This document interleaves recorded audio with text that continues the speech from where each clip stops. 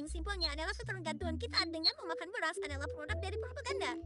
Oke, baiklah kawan-kawan, pada video sebelumnya kita sudah membahas, mendiskusikan tentang bagaimana cara propaganda itu bekerja di dalam film-film populer, dan juga kita sudah membahas contoh-contoh film-film yang mengandung pesan propaganda yang terselipkan di dalamnya. Nah, pertanyaannya, apakah propaganda itu hanya ada di dalam film? Tentu saja jawabannya tidak.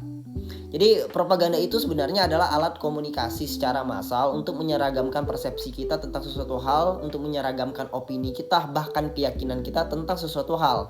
Bisa dikatakan ini adalah cara untuk menyebarluaskan doktrin. Lalu timbul lagi pertanyaan baru, apakah setiap dari propaganda itu adalah sebuah kebohongan? Jadi jawabannya lagi bisa ya, bisa tidak.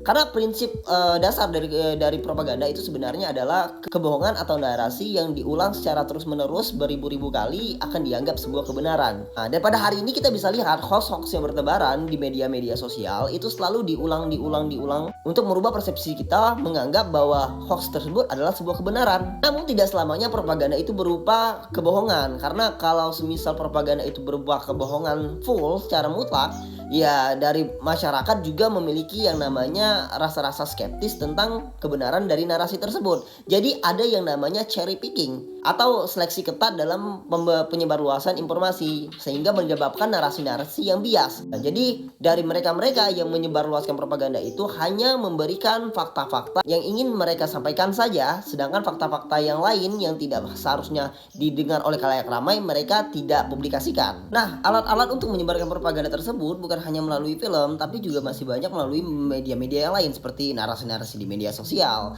lewat lagu, lewat pidato, bahkan lewat hal-hal yang mungkin dari kita tidak sadari. Bahkan ada produk-produk dari propaganda yang mungkin dari kawan-kawan juga tidak sadari. Contoh paling simpelnya adalah ketergantungan kita dengan memakan beras adalah produk dari propaganda. Kenapa saya berkatakan seperti itu? Dulu Indonesia itu sebenarnya kaya sekali dengan ragam pangan lokal seperti jagung, sagu, singkong, dan lain-lain. Nah, tapi pada Orde Baru terjadi penyeragaman masif lewat yang namanya revolusi hijau, di mana dari pemerintah sengaja membuat stigma bahwa memakan singkong, memakan jagung, memakan sagu adalah makanan orang kelas bawah. Sampai timbul narasi atau slogan-slogan belum makan nasi belum kenyang. Nah, jadi timbul pertanyaan lagi, apakah propaganda itu sebenarnya baik atau sebenarnya buruk? Ya, jawabannya lagi bisa ya, bisa tidak.